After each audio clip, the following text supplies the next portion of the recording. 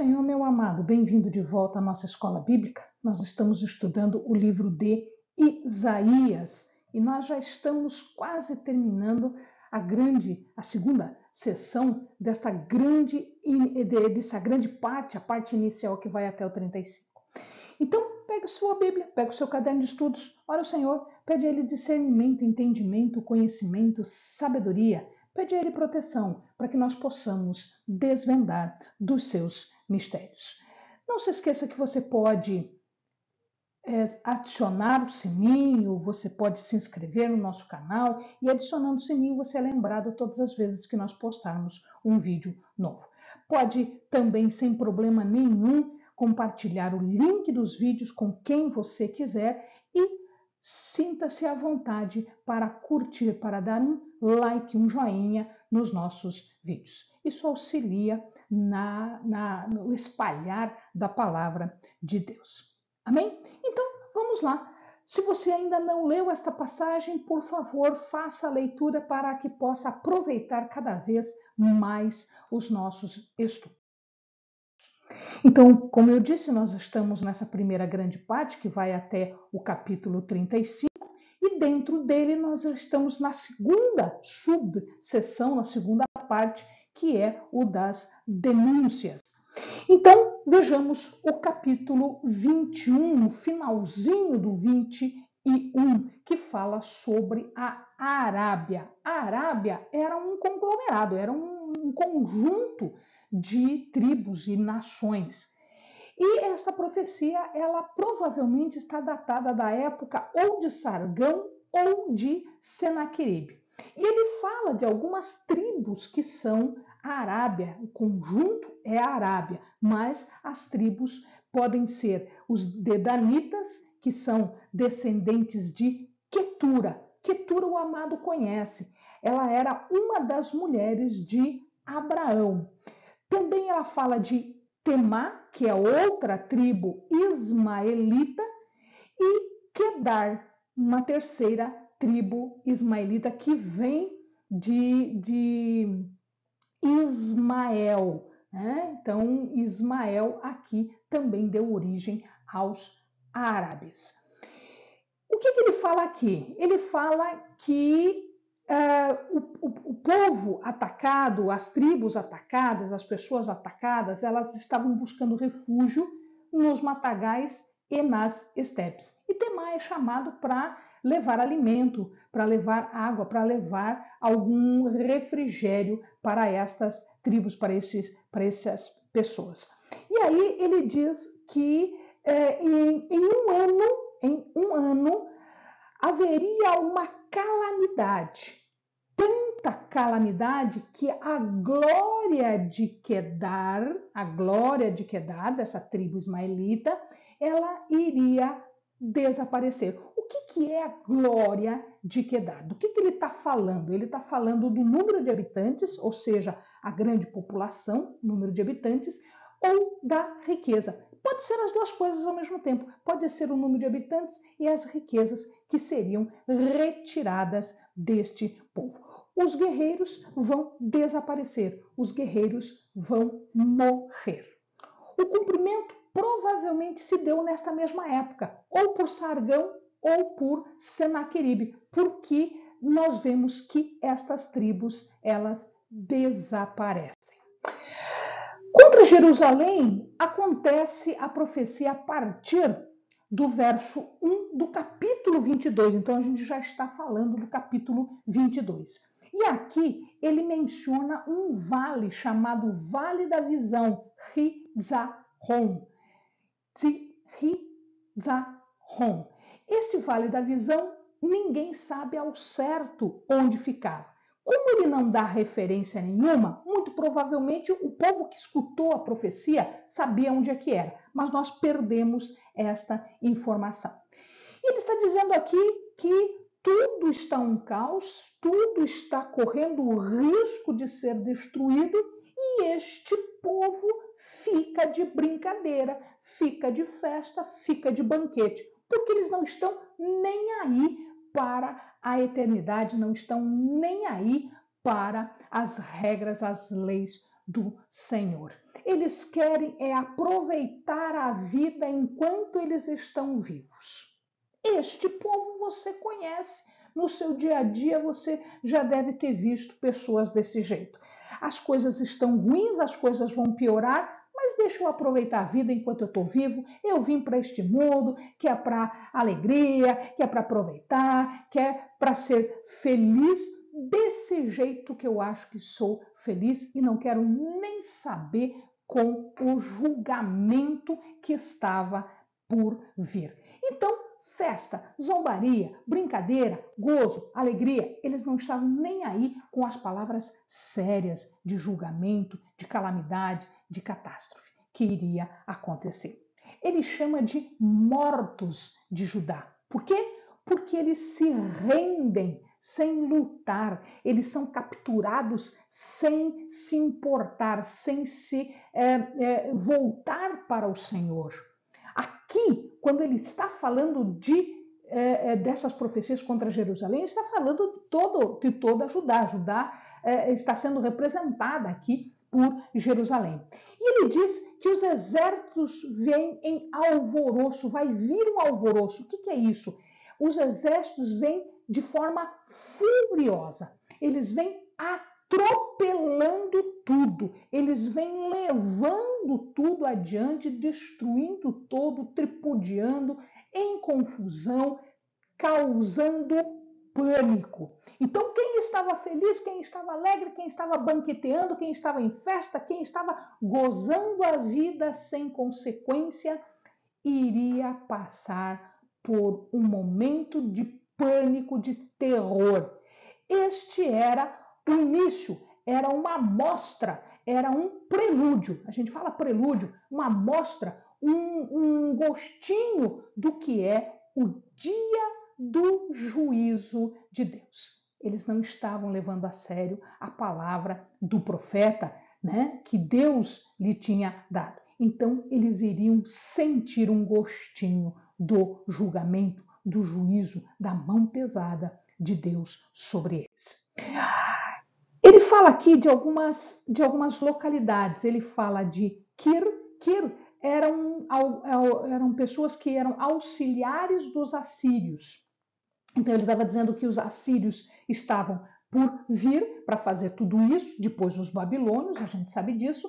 E Kir era um grupo de pessoas que ajudavam os assírios. Então, eles já tinham sido conquistados e agora eles faziam parte do exército dos assírios.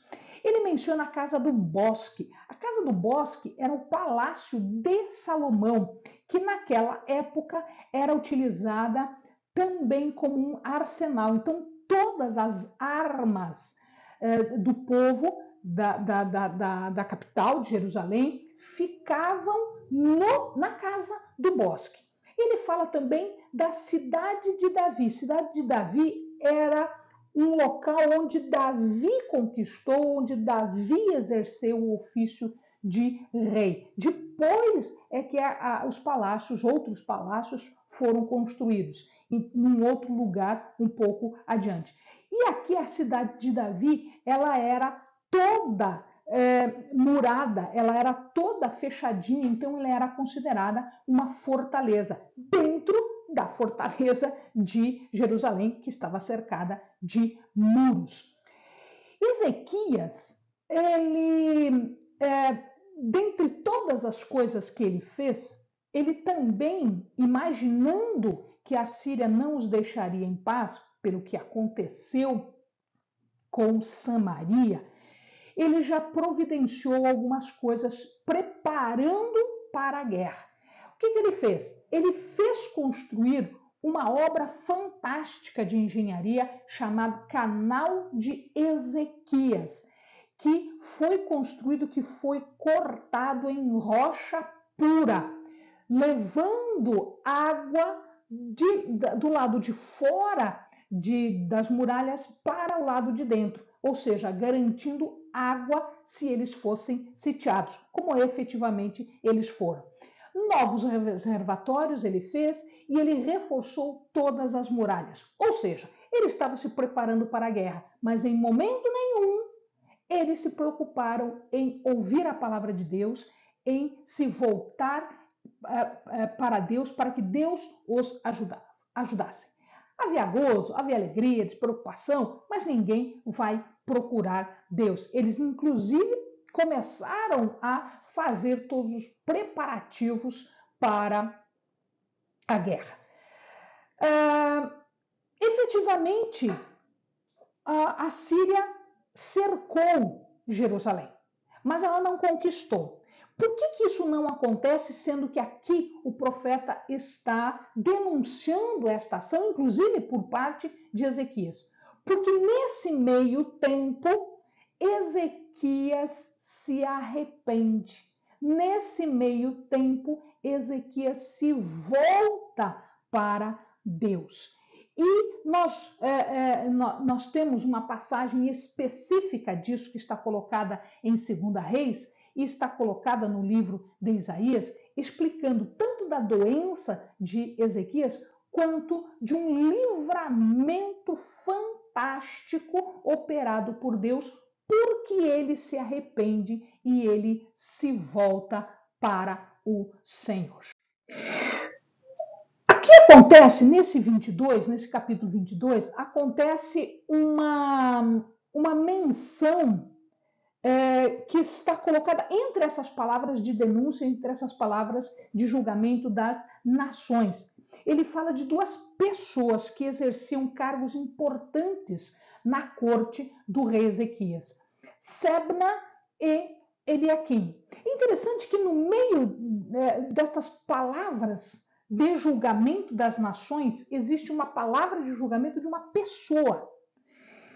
Isso significa dizer o seguinte, que Sebna, ele era o mordomo-chefe. O que quer dizer o mordomo-chefe? Ele era o curador, o responsável, o governante de tudo que o rei possuía, de tudo que existia de posses do rei. Ele, inclusive, carregava as chaves do palácio, deixando entrar ou sair quem ele quisesse depois do rei dar autorização. Esta pessoa exercia um cargo de bastante importância na corte do rei Ezequias. Cuidado aqui, por quê? Ele está mostrando agora para nós o que pode acontecer com uma pessoa que está exercendo um cargo importante, que foi elevado a um cargo importante, mas que não está nem um pouco preocupada com as suas funções e tudo que o seu cargo, o status do seu cargo significa em relação a Deus. Sebna era uma pessoa assim. Sebna, ele comprou carruagens fantásticas, maravilhosas para ele. Isto era um sinal de ostentação.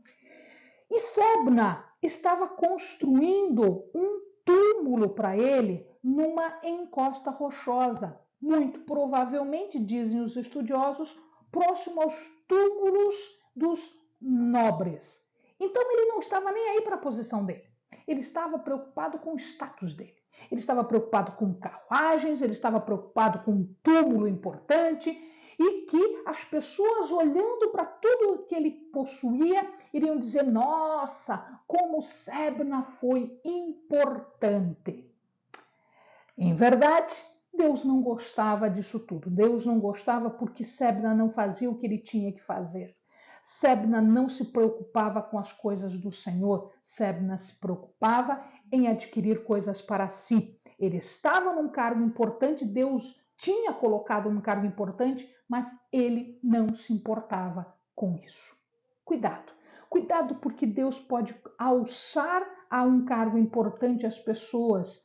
E aí ele vai observar se esta pessoa é digna ou não. Porque se ela não for, vai acontecer como Sebna. Ele iria morrer, ele iria ser ou deportado ou banido da corte, despojado do seu cargo. Ou seja, Deus iria retirar tudo que ele tinha ou que ele achava que tinha de importante.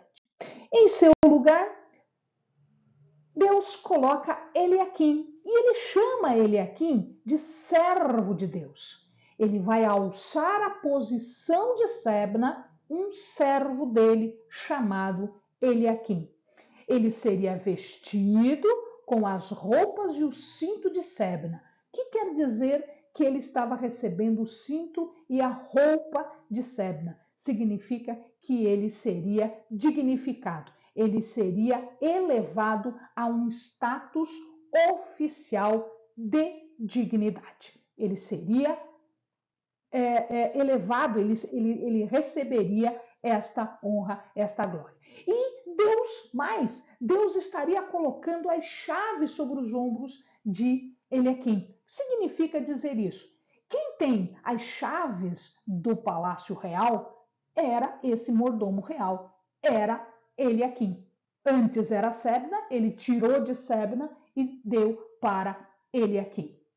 Então ele controlava quem entrava, quem saía, tudo que tinha no palácio. Era ele, na verdade, que governava o palácio depois das orientações do rei Ezequias. E ele diz mais, ele diz que esse Eliaquim seria como uma estaca fincada na parede onde a gente pendura as coisas, onde a gente colocava as coisas, uma estaca, um prego, onde a gente coloca todos os ornamentos, todas as roupas, todas as coisas importantes. Ele seria como ornamento, como honra no palácio. Então, ele estaria sendo elevado ao mais alto grau de dignidade. Este estaria à frente não só da sua família, como do povo, da nação toda. Então, ele deu um alto cargo de bastante dignidade.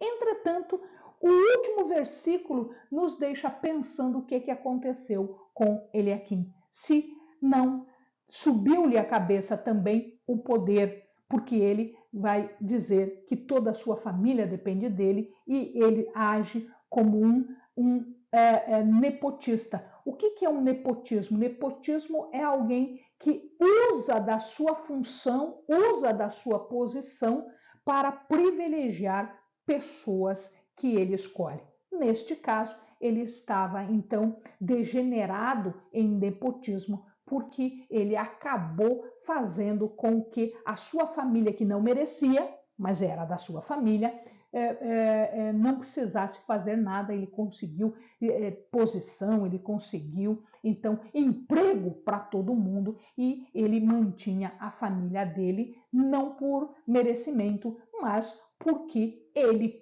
podia. O verso 1 do capítulo 23, então aqui o capítulo 23, fala sobre Tiro.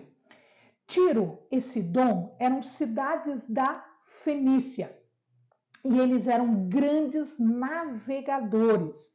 Eles iam para uma cidade, então eles saíam daquela região de Canaã, da Fenícia, e eles faziam mercado, eles eram mercadores, navios mercantes, eles iam para uma outra cidade na Espanha, que era uma colônia deles, era uma colônia fenícia na Espanha, de nome Tarsis.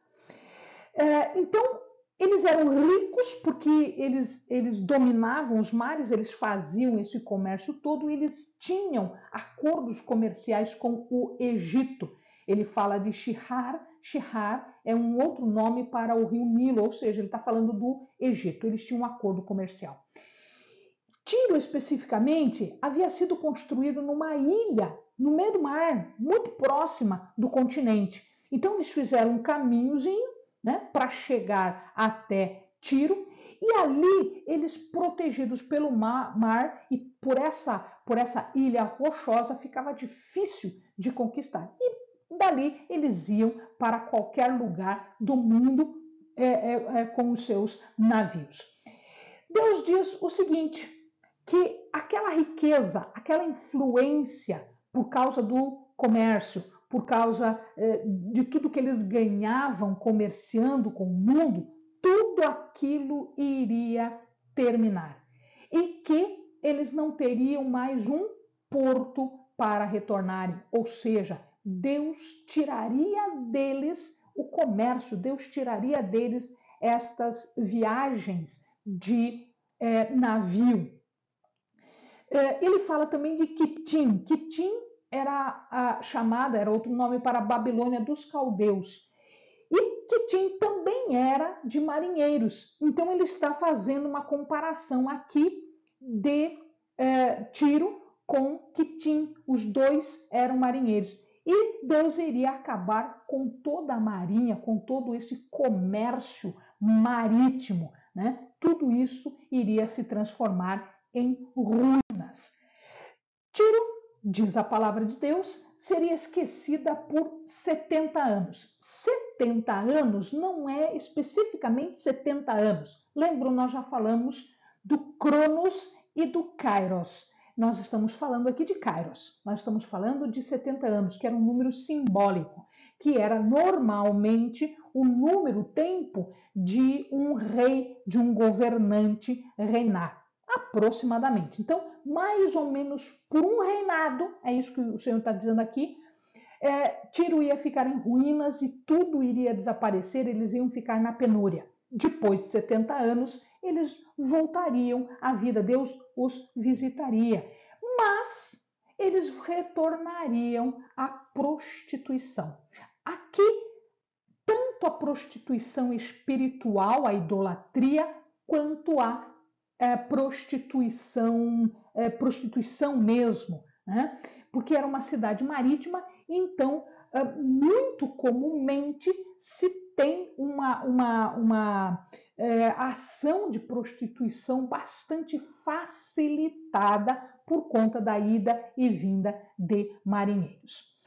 Este pagamento que seria recebido por prostituição, Deus o requereria para si, seria consagrado a Deus, né? E este material, estes valores iriam para Deus, para Israel, para os servos do Senhor, que então teriam toda a vantagem deste dinheiro que Tiro ganharia, mas que iria para os filhos de Deus. Este cumprimento começa a acontecer com Salmaneser, que conquista a Fenícia, especificamente Sidom, porque Tiro demorou um pouquinho para cair. Efetivamente, Tiro só cai muito mais tarde, mas isso inicia, essa parte é iniciada aqui. Esar-Hadon, ele destrói Sidom, destrói Tiro, deporta os habitantes, porque esse era o costume dos assírios. Nabucodonosor, depois lá com os babilônios, já mais para frente, ele vai sitiar uma Tiro que é vinda, que surge da Tiro antiga, que eles chamam de Nova Tiro.